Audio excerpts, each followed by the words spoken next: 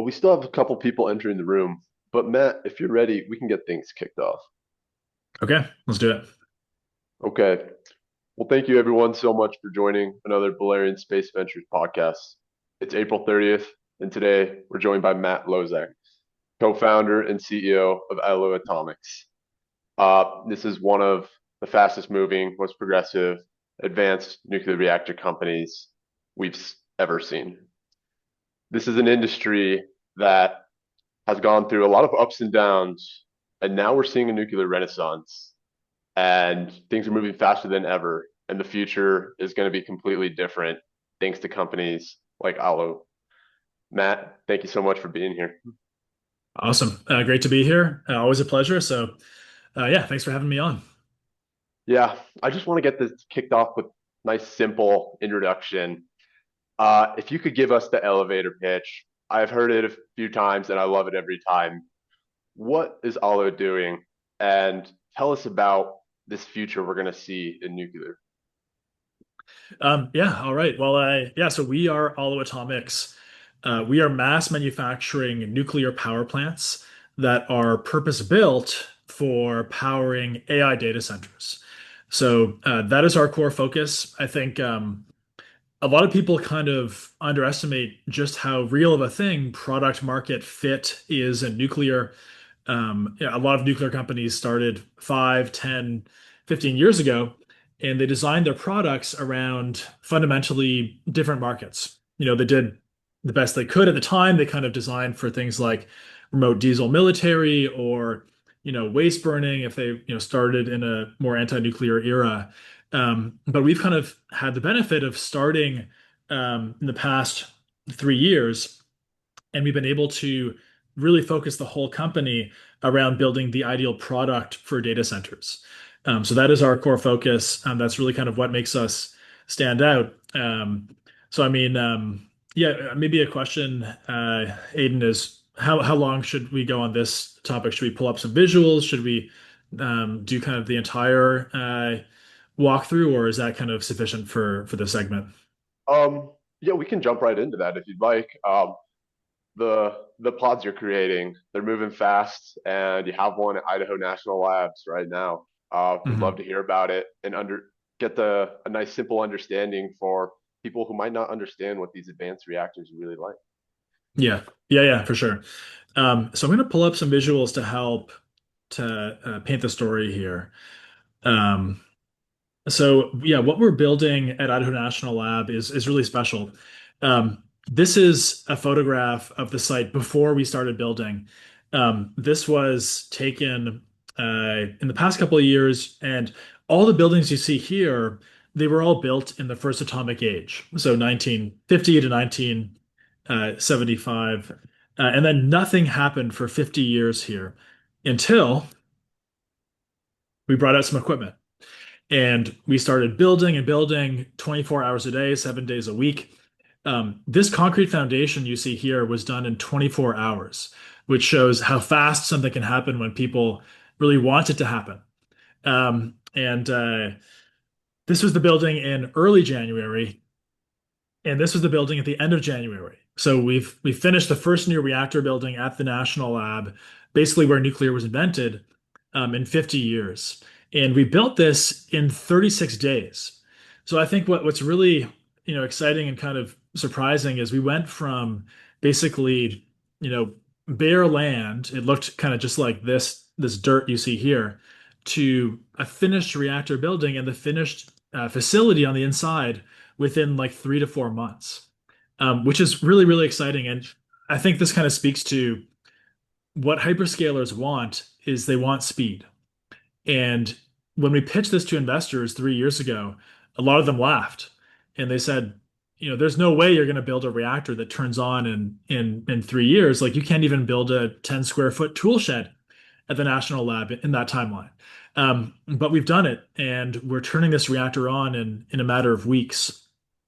So it's very, very exciting.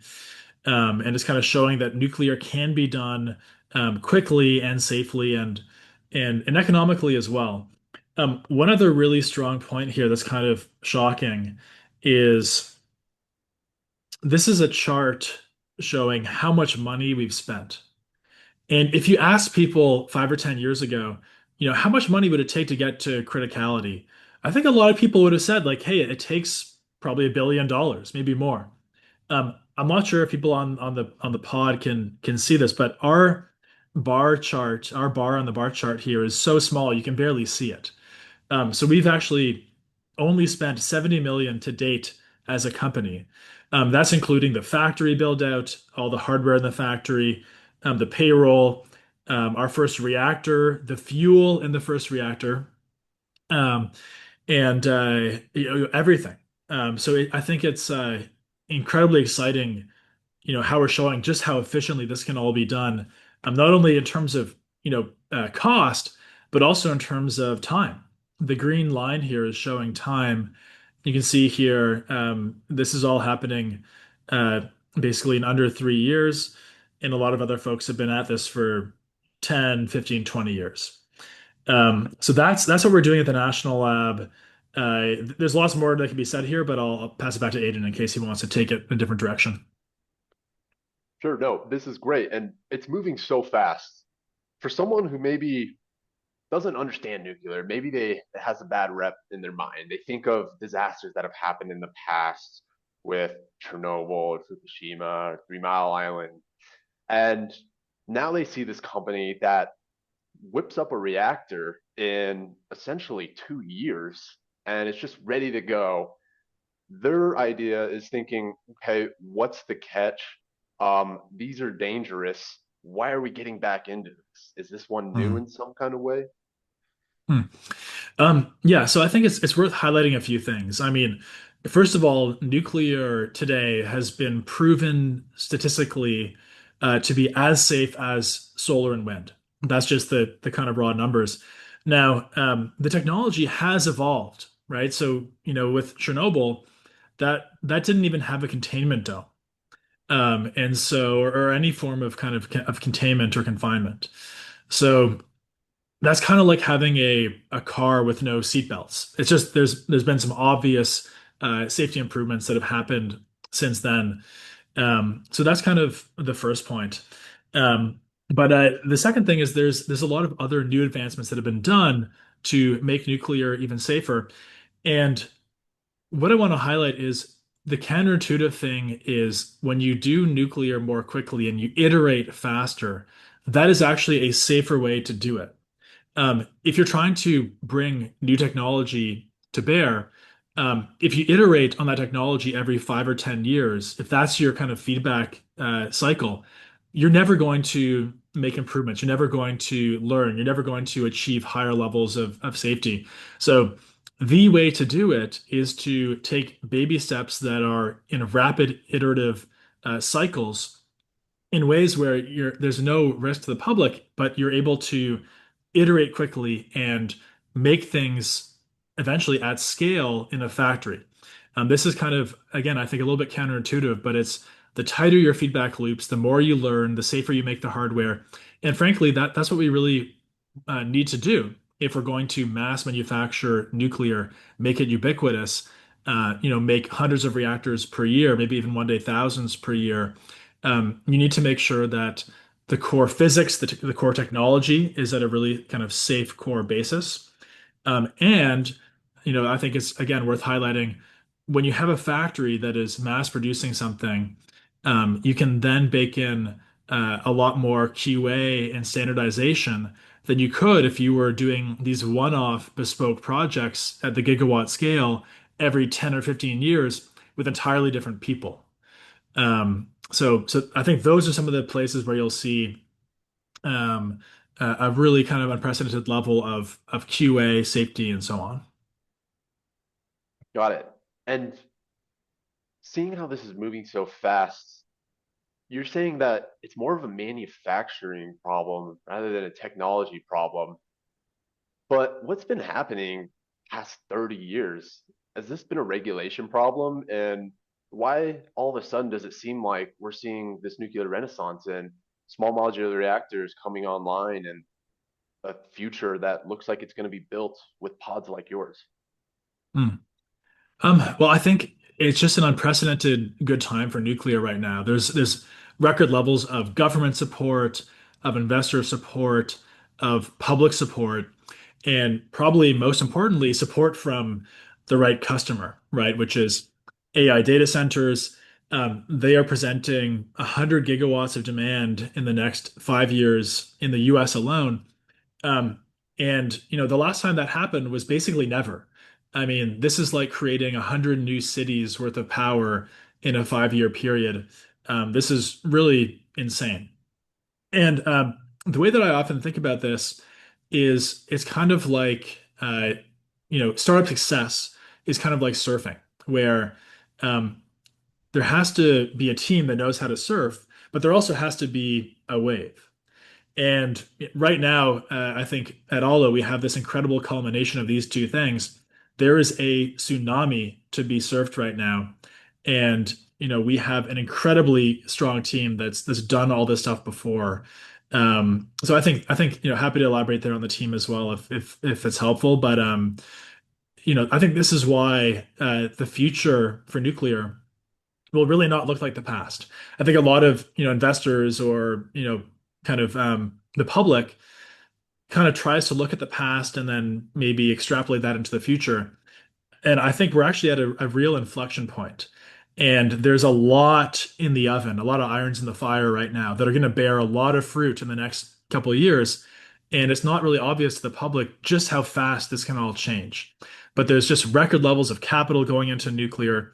And like I said, record levels of government, public, investor, customer support.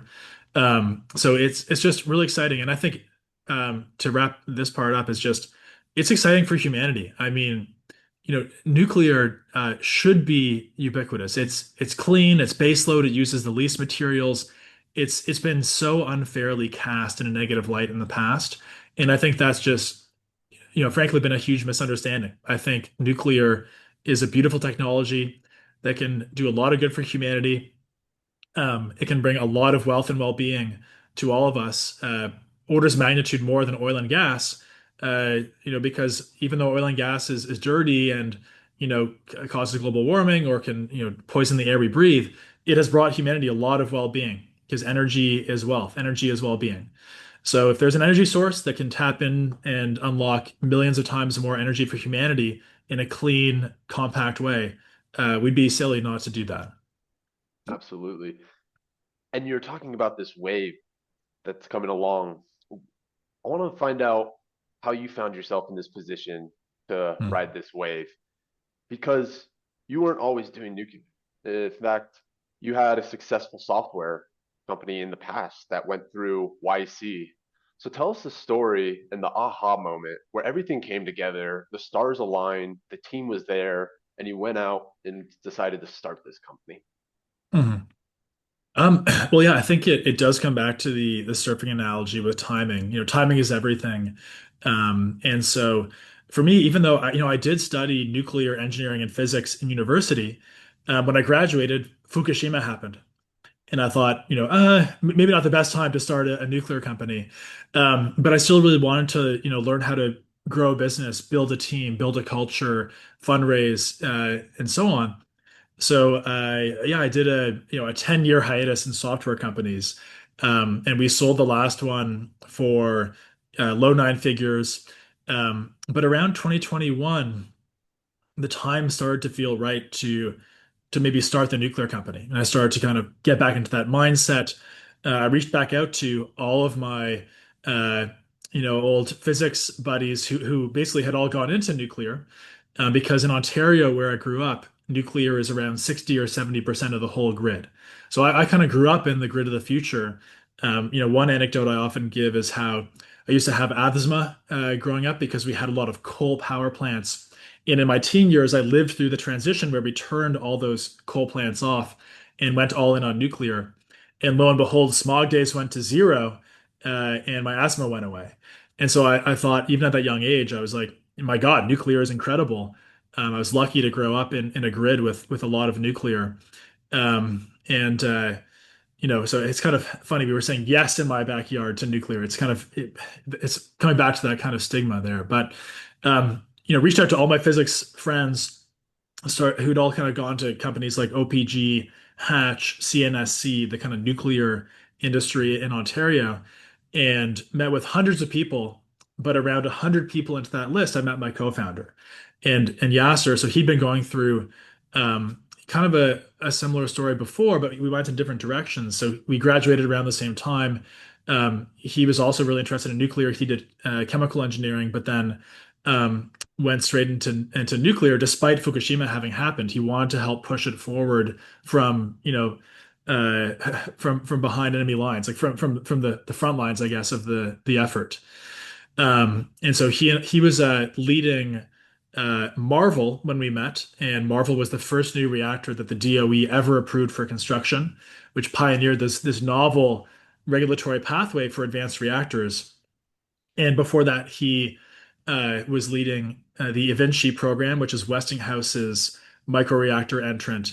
And before that, he worked on the AP1000 for a number of years. So he and I really hit it off. We had similar values and vision for what nuclear should become around mass manufacturing, slightly smaller reactors to come down the cost curve. And so we decided to join forces. And very early on, we decided, you know what, it has to be data centers has to be the core focus of the company. So that's kind of how the stars aligned. Nice. And as this momentum's moving, you talk about manufacturing hundreds, if not thousands per year. I mean, 2 years ago, did you have any physical reactor? What does it look like to actually build one of these? And then on top of that, what does scaling this look like? Is there going to be a factory line just building reactors over and over again? Yeah. So, the factory is a core part of our focus, and I want to highlight a few things before I directly answer your question. So, something that often surprises people is, for example, Oklo, a company many people might have heard of, is a fully remote company. They don't have a factory. And, this is not a shade to them. This is actually a standard model in nuclear from the past, where even Westinghouse, for example, a big company, for Vogtle, they are paper designer companies who design on paper and then send to dozens of different suppliers who each have their own factory. And those suppliers make these modules, which then come together at site. But lo and behold, they don't fit because they were made by different entities. So there's cost and schedule overruns that ensue. This is why Vogtle went 10 years over schedule, $15 billion over budget. So what we're trying to do at Aalo is kind of a new model, which is really, we're calling it an extra modular reactor, XMR, to highlight the fact that we're not just a paper reactor designer. We are investing half of all our time and capital into the factory to bake in DFMA, design for manufacturability and assembly, into our nuclear plant design from the beginning. And that does change a lot of fundamental things about the design. You learn a lot, you get tight iterative feedback loops that feed back into the design. Antonio from Valor Equity Partners was an early Elon supporter. He wrote like a $6 million check at a 30 million valuation for Tesla and helped Elon figure out all the factory stuff. So, he actually led our 100 million Series B last year because he saw us as the most factory focused nuclear company in the world. And for me and Yasser, it's a core focus, but we've hired on a lot of talent to help us here. So, Bryson Gentile was the former head of manufacturing at SpaceX until Falcon 9 landed. And then we just also hired Michael So, who was in charge of the Cybercab program for Tesla. So, this is a huge focus for us on the factory. What you see behind me is our 40,000 square foot pilot factory space. It's basically a fab shop where we can integrate the manufacturing principles into the design from the beginning. But we're about to expand into a 1 million square foot facility. So I'll just briefly screen share one more time on this one. Oh, Um, so, again, you've seen the factory behind me. Here is uh, a image of one of the factory spaces we're looking at moving into. So this is going to be a 1 million square foot facility that'll be built out in several 100,000 square foot phases in the next 2 or 3 years. But yeah, basically the whole idea here is it's not just the reactor that is modular. It's got to be the whole plant. And so this was an event we did in December where we celebrated. There's me and Yasser celebrating. There was the reactor vessel on the back of a truck, but it was also the other modules that were not the reactor itself in these rectangular form factors. And here's how that looks when it comes together. So you see those rectangles, different rectangles, kind of coming together like Legos. And you probably see this and you think, okay, Matt, whatever, it's just a bunch of metal, who cares? But what matters is we built all of this ourselves in the factory. So we took raw materials into the factory and we output these modules that we know will fit together. So things like these beams, the thin-walled vessels, which is we can do because it's a sodium liquid metal coolant, atmospheric pressure. You don't need thick, heavy forged vessels like gas or water-cooled reactors. We can use thin-walled vessels that we roll ourselves in the factory in a matter of hours instead of 6 to 12 months. Um, so the way that we think of this, the last kind of thing I'll highlight here is sodium coolant is really interesting. It's kind of like the nuclear equivalent of landing a rocket, right? Meaning, is it harder to land a rocket? Yeah, right. You have to gimbal the engine, put in more engineering time, but is it worth it? Yes, right. It unlocks amazing economics. And similarly, with sodium, is it harder to deal with sodium? Yes, right. It takes more engineering. It's opaque, right? But does it unlock amazing economics? Yes, because it's 100 times more thermally conductive than any other nuclear coolant, water, molten salt, or gas. And that means your vessels can be 2 to 5 times smaller, and they can be thin-walled. You can roll them in the factory easily. So, this is a big deal. Does sodium have challenges? Yeah, but we can basically, the good news is these are not radioactive, challenges. Like there's never been a radioactive release from a sodium-cooled reactor. Even though there was a fuel meltdown, it didn't result in any release to the public that would cause any health concerns, kind of thing. So, sodium is really beautiful because it's great for safety, great for mass manufacturability. And there's just some engineering challenges that we can work through.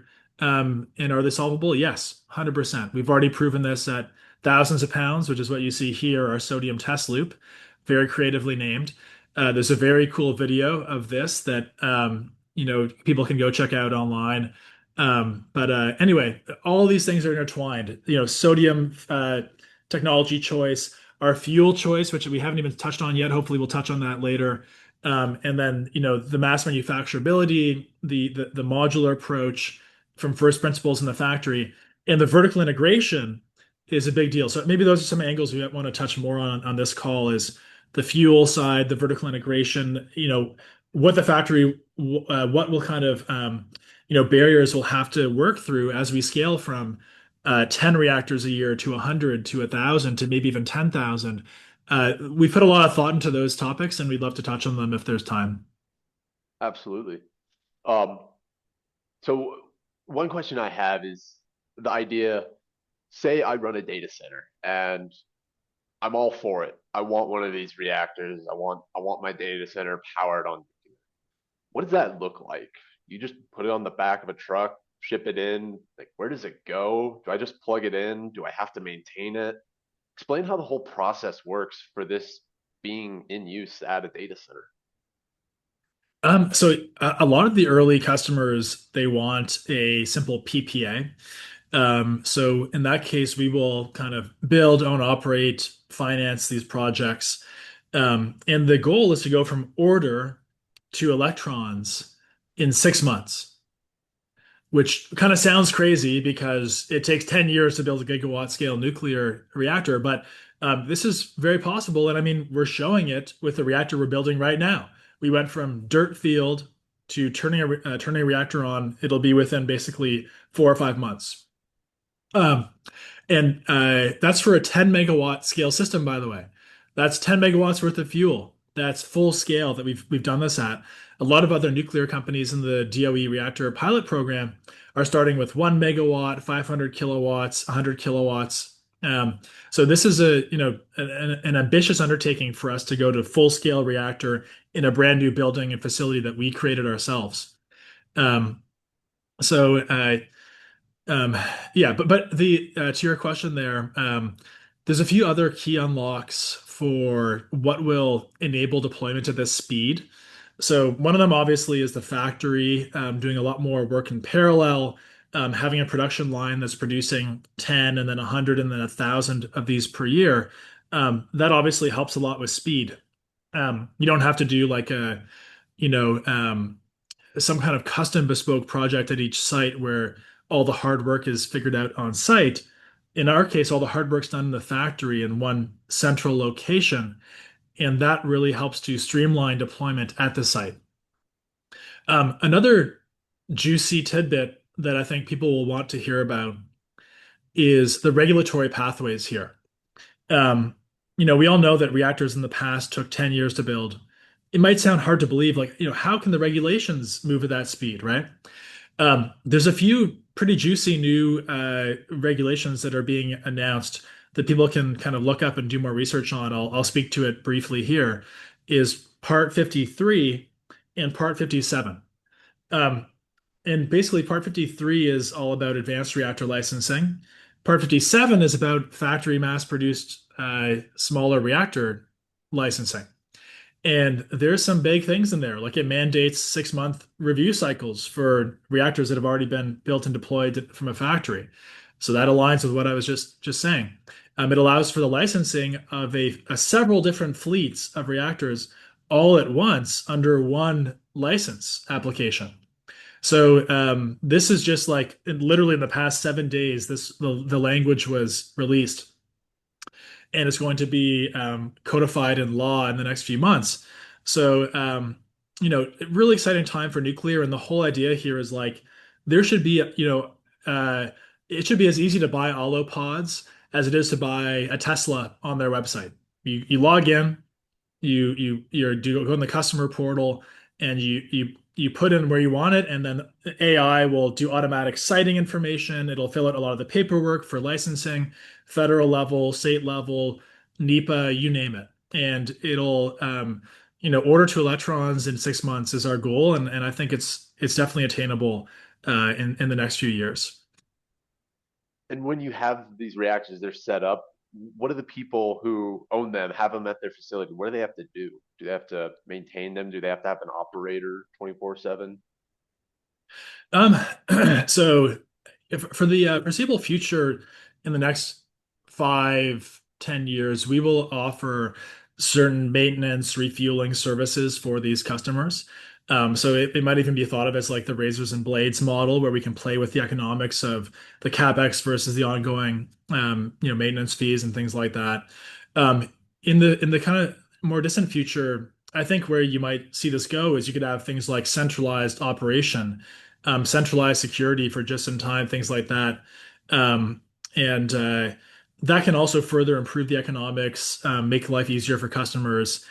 Um, the way that these projects will get deployed in the medium term is we really do want to work with a whole network of partner developers who will all own and operate and finance the hardware. And in that case, we'd act as the OEM to sell them the hardware, and they would own and operate, and we would still offer our refueling and maintenance services. Um, but that's kind of what we see as one of the most scalable possible models. Because we tap into this whole network of developers and we make their life as easy as possible by making the factory do all the hard work. Um, and so but B, it also allows us to, from a financing perspective, for the holdco to realize more revenue up front, right? So compare a PPA to the sale of hardware. PPA is more revenue, but it's spread over a much longer time. Sale of hardware is realized all up front. And what we want to do is we want to um, access as much capital as fast as possible, increase the scale of our factories, increase the reliability of our hardware, and increase our moat, right? So bring costs down, increase scale. And this is why SpaceX is now doing 80% of all launches globally, because they have by far the most reliable rocket that can achieve the lowest dollars per kilogram to orbit. So if we can have, the most factories with the lowest LCOE, with the highest throughput manufacturing, I think we'll have a really holy grail energy product on our hands, which, by the way, at that point in time, will not only service data centers, that'll also service things like desalination, industrial process heat, small utility, maybe even large utility, all of whom really want an LCOE below 10 cents a kilowatt hour in US dollars. So, um, that's the cool thing is many of those markets are not accessible because mass manufactured small reactors would initially be too expensive. But with hyperscalers, it opens this slight window. You can't be too expensive, but if you can achieve like 15 cents on your first of a kind, which we can, and a lot of other reactors might struggle to, then we can then come down the cost curve and tap into this kind of holy grail energy product that can be deployed for all those other use cases. And as it's deployed more and more, it's going out there. What does the fuel look like?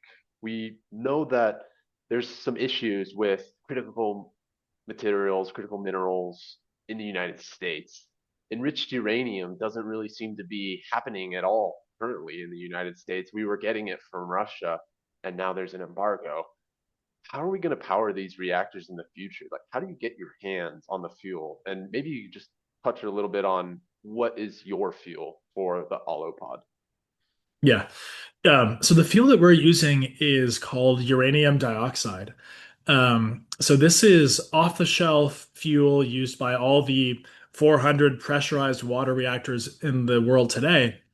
And we're using LEU plus level of enrichment, so between 5 and 10%. That's The low reason we enriched chose uranium, right? yeah, exactly. LEU, low enriched uranium, not HALEU, right? Not high assay low enriched uranium, and not TRISO either. TRISO is a great fuel for military, forward deployed bases, remote diesel, because if someone hits you with missiles, you just go vacuum the particles up. Or if you're in northern Canada and it takes you a week to get there, you have a week extra buffer, if something goes wrong. But there's also a reason why none of the 400 reactors in the world today used TRISO, and it's because it's inherently more expensive. What is TRISO?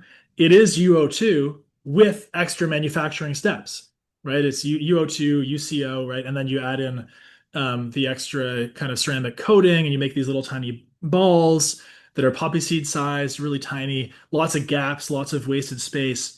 That means it's more expensive to make, and your burn up is lower, meaning you use your fuel less efficiently. And fuel's a big cost item for small reactors. It's a lower cost item for bigger reactors. But so for those reasons, we said, hey, civilian power can use UO2. Now, the trade-off there with TRISO is if the TRISO gang was here on this call, they'd say, oh, well, we spend more money on our fuel, but we spend less money on our civil structure.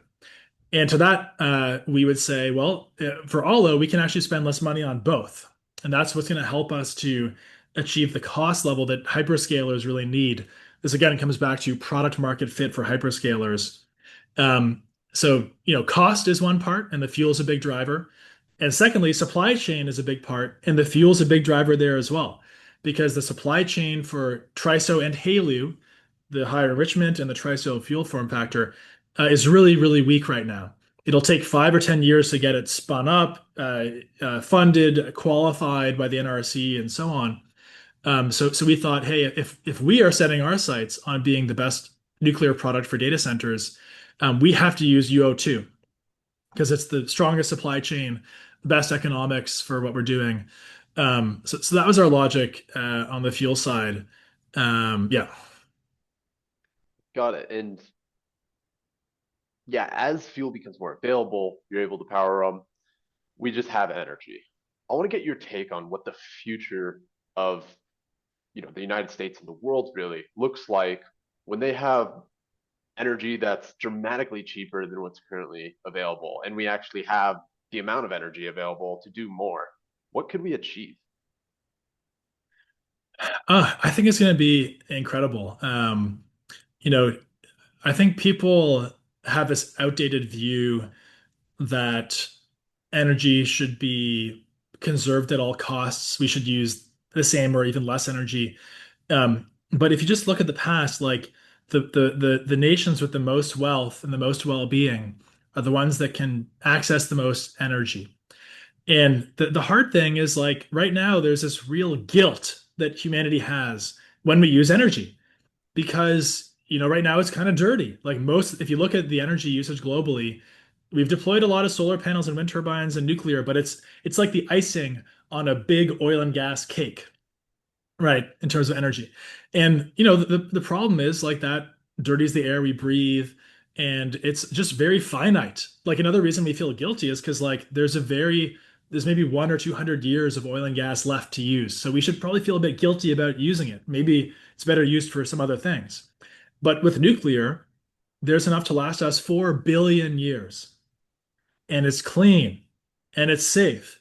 So how crazy are we for not, leveraging that? Like just imagine, look at like Dubai, how it went from a desert to a like a oasis, like a utopic, or, I don't know, like a beautiful oasis in 20 years, right? Look at the satellite photography, of what energy did for that city. Imagine how many oases we could create around the world with millions of times more energy that can last us 4 billion years.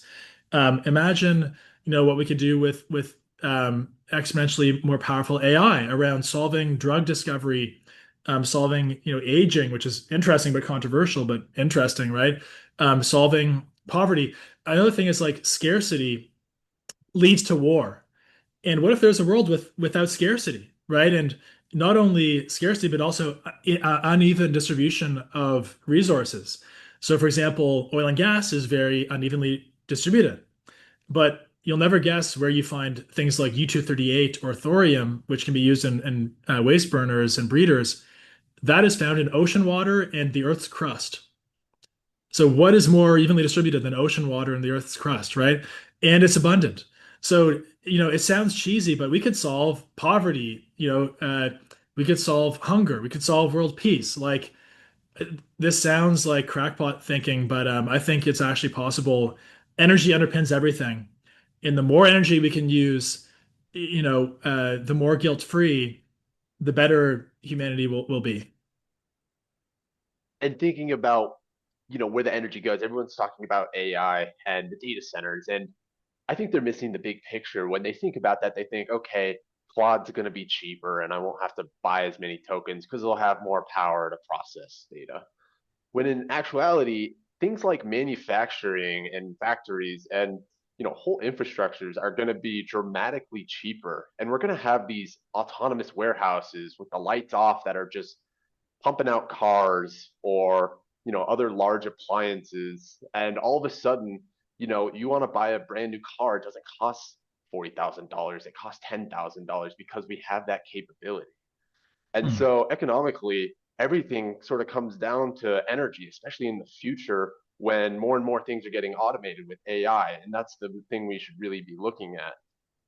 Uh, to go off that, I'm thinking what needs to happen and go right for that future to make sure that it totally happens in the next 5 to 10 years? Is there anything that's still a bottleneck? Yeah, that's a great question.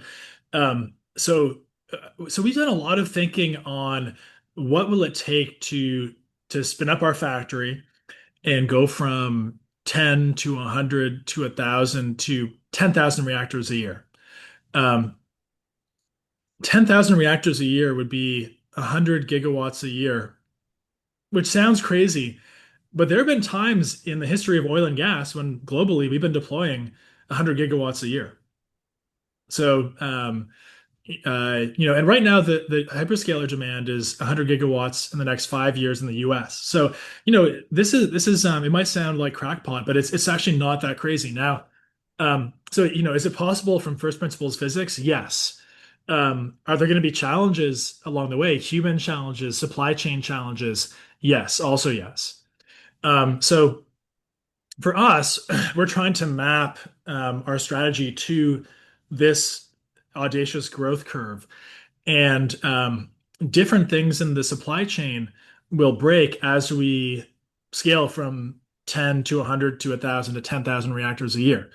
Um, some of those things are things like some of our nuclear instrumentation and control, which we will vertically integrate when the time is right. There happens to be a massive idiot index on those items as well, so we're eager to resolve that. Then there's things like the PCHEs, our printed circuit heat exchangers. For the primary sodium loop, we will have to vertically integrate as well to go from 10 to 100 reactors a year. Pumps at some point, we'll have to figure out a higher supply chain volume for. And then, interestingly, turbines. Turbines is a spicy topic on Twitter in the past few days from one viral tweet. But what's interesting there is turbines are a massive bottleneck right now for hyperscalers because a lot of the current data center demand is being serviced by gas. Gas turbines are very different from nuclear steam turbines. Nuclear steam turbines operate around 300 Celsius, going up to maybe 400 or 500 for our reactors. Whereas for gas, their turbines operate at 1500 Celsius. Why does that matter? Well, gas turbines have to operate at a higher temperature than the melting point of the blades of the turbine. How crazy is that? Right? So making a material that's like a single crystal material that's really hard to make is kind of a quantum leap in complexity from the turbines that are used in nuclear. So the good news is nuclear turbines are less of a bottleneck than gas turbines, especially small modular reactor turbines, which are kind of smaller and the turbine blades aren't as long and don't go through as high of a centrifugal force, things like that. But it's still going to be a bottleneck for us that'll block us from going from 100 to 1,000 reactors a year. So we're already thinking, how do we resolve that supply chain block in the next 5 years? We're going to take action now. So anyway, that's a flavor of the type of thinking, but the bottom line is these are all solvable problems. The supply chain gets hot and cold and it kind of spins things up and slows things down. Um, but this is all doable. Like it's crazy to say, but 100 gigawatts of nuclear per year is doable. And again, put this into perspective. The current entire US nuclear fleet is like 95 gigawatts. And we're talking about doing 100 gigawatts per year. And I'm saying Wow. it's possible, but it's going to take a shit. I don't know if I'm going to swear on this podcast, but it's going to take a lot of work to get there. And we're just working hard. We're working our butts off to pull it off. And in the past, a lot of those bottlenecks, people would always point to regulatory issues, the Nuclear Regulatory Commission, the DOE, and having to cut through red tape and jump through hoops. What's it like to be one of the fastest growing nuclear companies and navigating all these regulations? Can you break it down of exactly how it works so people can understand the complexities in the regulatory environment that is nuclear and maybe how it's changed? Yeah. So it's definitely changed. And I want to touch on a bit of history here. So rewind, 10 years, and the best nuclear company in the world couldn't do anything uh, because the leaders of the NRC were anti-nuclear. So not only were they trying to regulate nuclear, they were actively trying to prevent it from getting deployed. So if you Uh-huh. got someone like that who's like brainwashed into thinking, like trying to stop nuclear from getting deployed, it's not going to get deployed. Now fast forward to today, and it's like 180. It's totally different, right? There's like I said before, record levels of support across the government, the public, customers.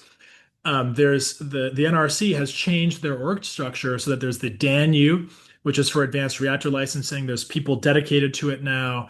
They're pro-nuclear. They're trying to get it deployed safely, but quickly. So it's night and day from 10 years ago. And then with executive orders, there's even more. So there's streamlined pathways to go from DOE authorization to NRC. There's ways to do DOE authorization for commercial gigawatt scale reactors under defense critical infrastructure. There's Part 53 for advanced reactors, Part 57 for microreactors and factory mass manufactured reactors. So the perception that the NRC could be a blocker is kind of a 10-year-old stale viewpoint that a lot of investors, I think, are stuck with. And the reality is the past 3 or 4 years has fundamentally changed. Now, again, quick, deeper history. In the first atomic age, 1950 to 1975, there was no such thing as the NRC, and there was also no such thing as the DOE. But what there was the AEC, the Atomic Energy Commission, and they licensed all the initial technology that nuclear created to get spun up. And then the NRC got created to strap down on nuclear and focus on water-based reactors, and advanced reactors got forgotten about for a few decades. But the challenge 10 years ago also was that the NRC wanted you to have nuclear test data before they granted you a license. But how could you get that test data if you didn't have a licensed working reactor, right? And so the reason why Marvel and my co-founder Yasser, who was leading the Marvel program, why this was a big deal, is because that was the first time in history since DOE was formed in 1977 when the DOE authorized a reactor for construction. And then, so what I like to say is we've been doing DOE authorization at Aalo since before it was cool to do DOE authorization, because and that's what gave us the confidence to do this like 10 megawatt system, not just like a couple hundred kilowatts or a megawatt scale system. And so that allows us to go through. So we're going through DOE, building our first reactor, going critical. And then, on top of all the positive momentum I referenced earlier, let's say even if the NRC said, hey, I really wish you had nuclear test data before we grant you a license, we could say, yeah, let's go get the test data right now from this operating reactor. There's just a lot of positive momentum on the regulatory side. If people on the call are curious for all the acronym soup of regulatory milestones we've done in the past 2.5 years, happy to enumerate them. But that's like the high level story on uh, where things have been, where they're going, and where they're at today. It's crazy to think about because you see other nuclear companies with some of the richest people on earth backing them, putting billions of dollars into them. You see companies that are listed publicly on the stock exchange with billions in their market cap. And there's markets where people are betting and voting on who's going to be the first nuclear reactor to go critical. And at this moment right now, Aalo is number one. Where did it go wrong for these other people? And what's it going to look like in the future when people start, riding off the tailwinds and kind of going in the direction you're going, doing things the way Aalo's doing, and there's a whole new market of companies that aren't wasting billions, and nuclear is just more available and there's more people making it. Well, I think, there's a lot of really smart people in the nuclear space. I think for many of them, the timing just wasn't right. And the struggle is like, it's not just about having a few smart people. You have to build a whole culture. You have to build a whole company that has momentum and energy and, where the total is greater than the sum of the parts. And the hard thing is like, the best talent in the world might not want to work at a company that hasn't shipped anything in 20 years. It's just, that's just a hard reality. So I think, again, it kind of comes down to surfing. There's got to be a wave, and you have to know how to surf. And I think in the past, there wasn't a wave to be surfed, and that didn't attract the best surfers. And now you have the world's greatest waves, and some of the world's best surfers are coming in to surf this wave. And I think this time it'll be here to stay, where we can take that wave and turn it into a whole new industry that lasts for hundreds and thousands of years. Um, so I think yeah, there's a few other companies that are young and hungry and doing a good job of moving fast. Um, and they're going after different markets like remote diesel or military or ocean or space. And I think that's great. A rising tide floats all boats. But we're really laser focused on data centers, um, and making the best product for data centers, and moving as quickly as possible to go critical while getting the factory stuff set up so that as we prove the technology and the economics, then we're ready to just ready to rock with the factory right away. And all these learnings just feed in instantly instead of sequencing these things out, which would just drag the whole thing out much longer. What's been harder than you expected, I guess? I mean, as the one of the fastest growing nuclear companies there is, it's incredible what you've done. And I'm curious what your thoughts are on things that have just been, easier than you thought and other things that might have been harder Um, well, I just hung this poster in our office here. It says, "We do this not because it is easy, but because we thought it would be easy."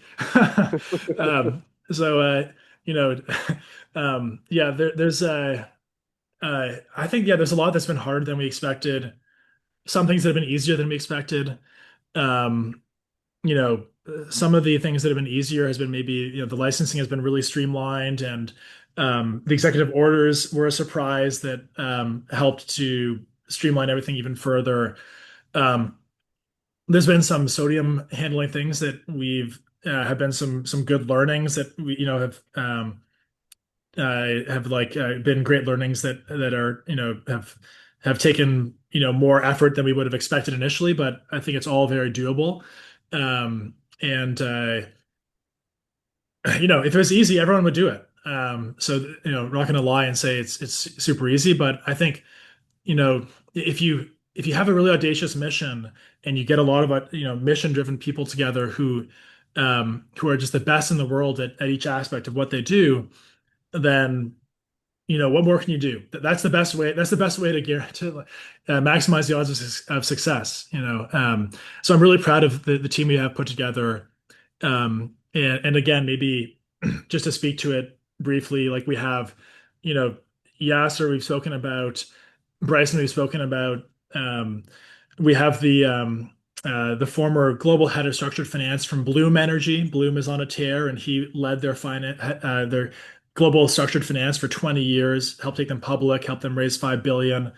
We have Amira, who led construction at a lot of Apple's buildings on the West Coast. I spoke about Michael So from Tesla. We have Les Taggart, a legend in QA, Jimmy Glotfelty, former chairman of the Public Utility Commission of Texas. So he's just a legend, super well connected to the utilities. John Guidros, former director of energy from Microsoft, Google, and Amazon. I think we have a great team we've assembled here to achieve this, and it's really fun working with these people to um, try to pull off these really audacious goals.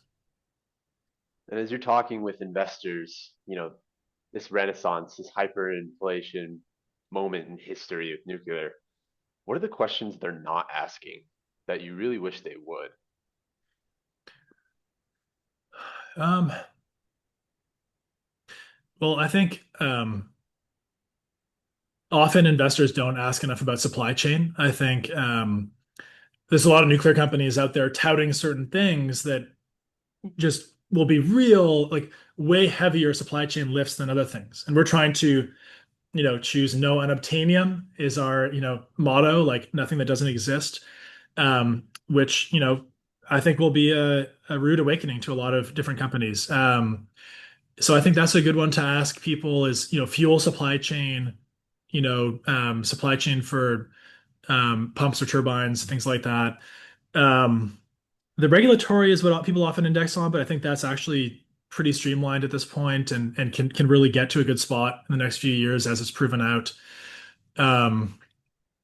Economics, we're going to see how everything shakes out. Ultimately, You got to get to the right economic range if you're trying to compete with not just other nuclear companies, but also natural gas, right? That's the real big battle here.